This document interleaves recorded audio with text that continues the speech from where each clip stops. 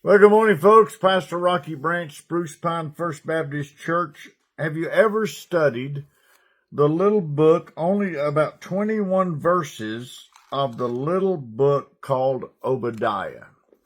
Obadiah is a very interesting book, although you don't hear about it much. The reason that it's so interesting is because it's the story of basically of the descendants of Jacob and Esau. And of course, you know the problems that they had as they were coming up, and Jacob, robbed Esau of his birthright, and Esau promised he would kill him and all this other stuff going on. Well, what happened is Esau, he is the father, his descendants are called Edomites, Esau Edomites. Jacob, his descendants were called Israel. And he was changed, you remember, at the brook Jabbok in Genesis 32. Well, around the area of Jerusalem where Jacob ended up, where Israel ended up on the mountain outside of the city is a mountain called Mount Seir, S-E-I-R, Mount Seir. And that's where the Edomites lived, in the cleft of those rocks up on that mountain. They lived up there. Well, on the other side of Jerusalem is the water.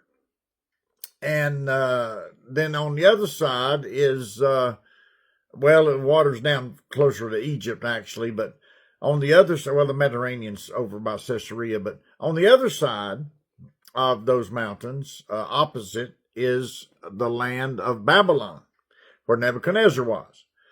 Well, the book is about the treatment that Obadiah talks about with Esau's descendants, the Edomites, affecting Israel, which is Jacob's descendants. You see, when Nebuchadnezzar came against Jerusalem, he came against them 3 times, and that's where Daniel ended up in captivity, and that's where Nehemiah, Nehemiah was born in captivity in the Medes and Persians Empire. He was freed to come back to rebuild the wall in Jerusalem. So a lot going on in that Babylon area, and then the Medes and Persians conquered the Babylonians, and all that stuff happened over there. So now we have Nebuchadnezzar at this time period.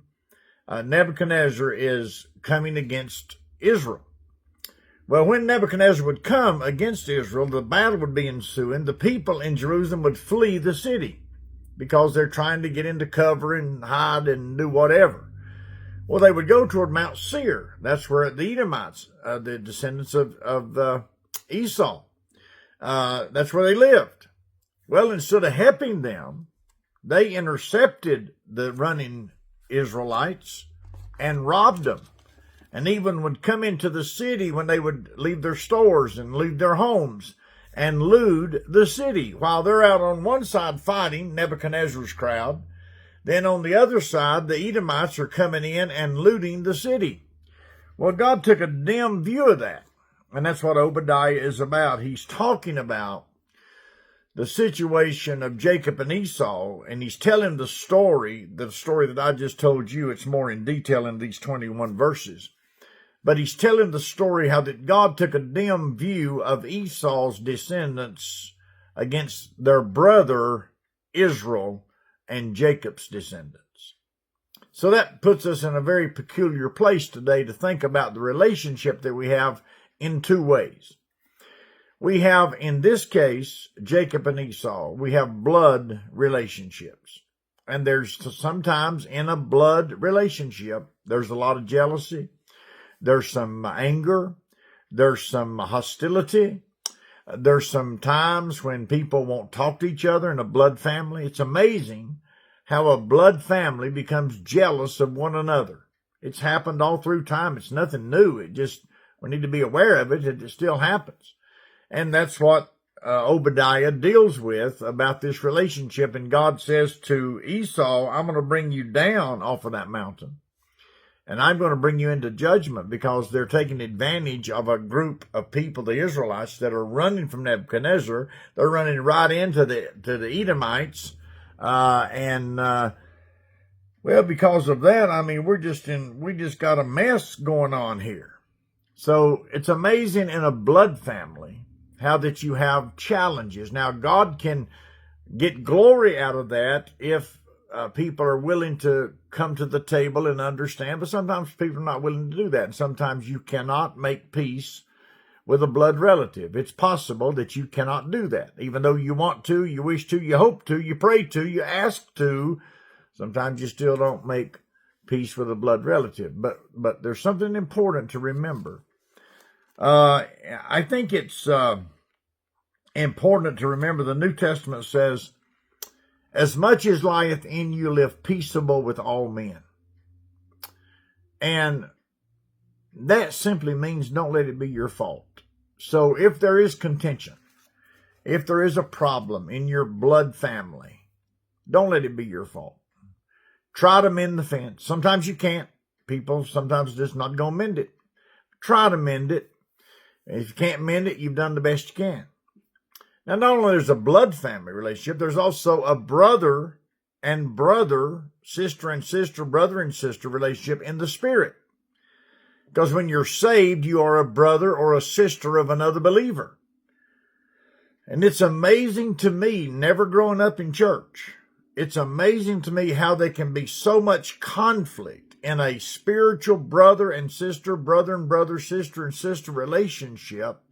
How that church members, churches, don't get along and they have hard feelings. And it's such a sad thing because we're all on the same team. We're all in the position where we need to work together. I said the other day in my sermon, you know, we need to learn, the church needs to learn something from football players. You know, football players got it figured out. If a man can run that ball, then block for him. Try to help him. And that's what we ought to do in church. If a church is doing well, we ought to not kick that church. We ought to thank God for that church and rejoice with that church because we're all on the same team. We're not trying to get better than somebody else. That's foolish. We're all working together. But there is relationship damage in the church family, in the church relationship. And it ought not to be. And Obadiah deals with this issue about Jacob and Esau. And then we expand that to the brother and sister in Christ. How that we need to make sure we mend that fence if possible. Now, sometimes it's not possible. Sometimes people just not going to do it. And I hate that because that's not God. By the way, let me tell you that God desires his people to reconcile. He desires his people to get back together. And sometimes it happens. Sometimes it doesn't happen. But don't let it be your fault with a blood family or a spiritual family. Make sure that and read the book of Obadiah. I think you'll find it fascinating now that I've shared a little bit about what it's about. You'll understand it as you read it. That's what Obadiah is saying. He's giving God glory and giving Israel the victory, which they had it, but they were working against two different foes. One coming in from the Medes and Persians Empire, Babylon, 500 miles away. The other one's coming down from the mountain. They were just in a fix. But God gave them glory and God gave them favor. And even though you might be in a strait betwixt two, there might be trouble all around you, God will give you grace. God will give you mercy. And God will honor you if you honor him. Don't let anything get in your way in that area. Let God mend the fence. And if it's not mendable, you do everything you can to mend it on your end. And then let God have his way. If you do that, God will bless you for it. God bless you and thank you.